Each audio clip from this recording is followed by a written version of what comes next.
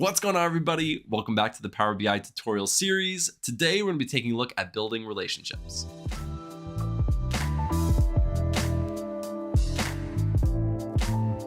Now, when you import multiple tables from either the same data source or multiple data sources, you want to tie them together so that when you're creating your visualizations, everything is connected. So in this tutorial, we'll be walking through how to create those relationships to make sure that all of your tables are connected properly. And without further ado, let's jump onto my screen and get started with the tutorial. All right, so before we jump over to Power BI and start creating our relationships and our model, I want to take a look at the data in Excel. We realized we were buying so many products for the apocalypse that we decided to start our own store, and we have several customers and some client information down here. And so I wanted to take a look at some of the columns and these tables that we're going to be looking at. First thing we have is the apocalypse store. These are the things that we are selling. I know it's a very limited inventory, but these are the really high sellers. These are the ones that I wanted to sell. So we have this product ID, our product name, price, and production cost. Then we have this apocalypse sales. This is how many sales we've actually made to our customers. So we have this customer ID, our customer name, product ID, order ID, units sold, and the date it was purchased. And then we have our customer information right here. Here are all of our clients. So we have this customer ID, customer, address, city, state, and zip code. So now that we've taken a look at our data, let's go and load it into Power BI. So we're going to say import data from Excel. We're going to choose this model right here. I'm going to click open, and we are going to want all three of these. So I'm going to click on all of them, and we're just going to load it. We're not going to transform the data at all.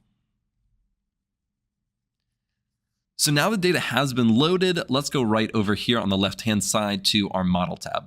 And let's scoot this over just a little bit and move back. And we're going to move these tables up to where it's a little bit easier to see.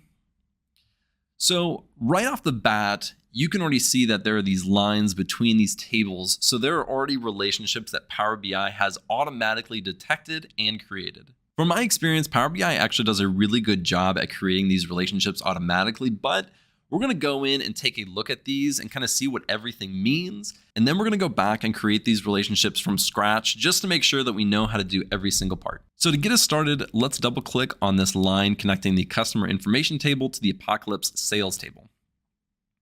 And it's going to bring up this edit relationship page right here. So this line right here connecting these two tables actually gives us quite a bit of information without actually having to click into this edit relationship page.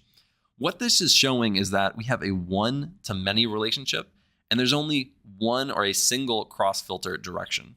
And you can find both of those things right down here, and I'm going to walk through what those mean in just a little bit. On this page, you can also see the columns that Power BI decided to choose in order to tie these two tables together.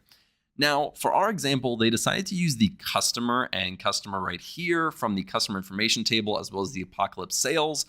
But I don't really want to use those specifically because on this apocalypse sales table, I might remove this customer information and just keep the customer ID. It may have chosen these customer columns because they have the exact same name and really the same information, but I want to use this customer ID anyways. So what I'm going to do is I'm going to click on that column and click on this column, and then I'm going to click OK.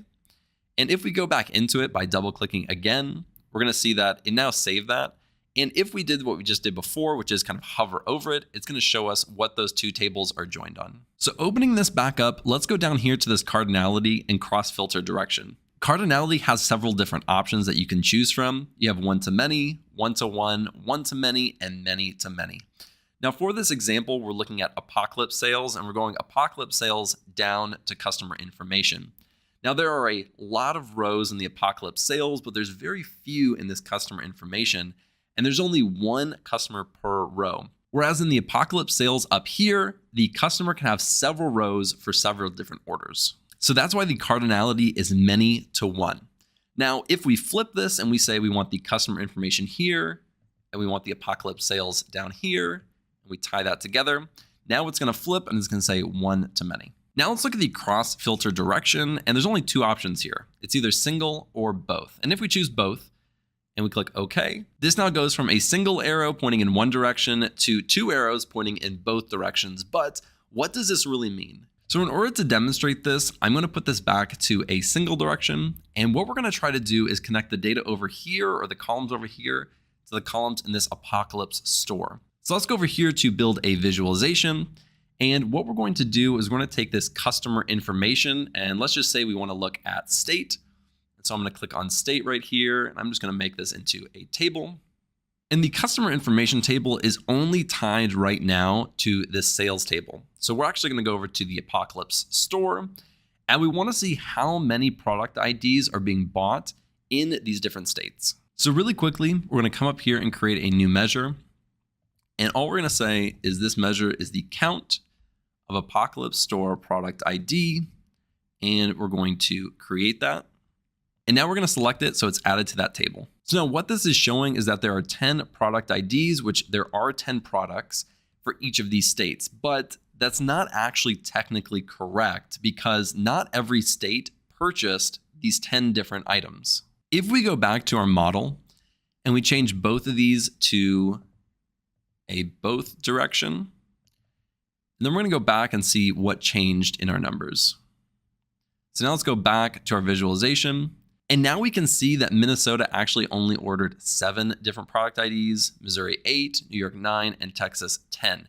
This is actually much more accurate than before. When you use the both option, it takes these tables and treats them as if they are a single table. But the single option is not going to do that. And so for our example, if we're trying to connect this table to this table, and one of the last things that I want to show you is this option right down here, which says make this relationship active.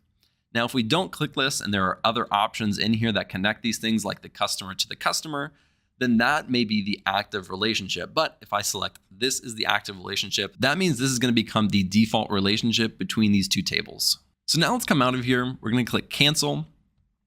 We're going to zoom in just a little bit and bring these tables a little bit closer so we can zoom in just a little bit more.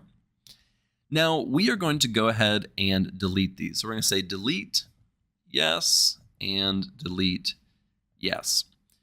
So just for demonstration purposes, we're going to build these relationships from scratch. So we're going to come over to the customer information table and we're going to drag it all the way over here and put it on top of this cust ID or the customer ID in Apocalypse Sales. And it's going to automatically create that relationship.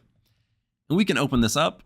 And as you can see, it created the relationship between this customer ID in the Apocalypse Sales and the customer ID in the customer information. It also defaulted the cardinality from many to one and the cross filter direction to single. So we're going to go ahead and change that to both and click OK. And then we're going to come over here to the product ID in Apocalypse Store and drag this over the product ID in the Apocalypse Sales. And again, if we open it up, it created that relationship for us. It created the cardinality automatically. And we're going to change this cross filter direction to both and click OK. And so on a really small scale, that is how it works. Of course, it becomes a little bit more complex the more tables that you add and the more relationships that are created. But this is how you're going to actually create the relationships in the model tab within Power BI. I hope that this tutorial has helped you understand this concept a little bit better. Thank you guys so much for watching. I really appreciate it. If you like this video, be sure to like and subscribe below, and I'll see you in the next video.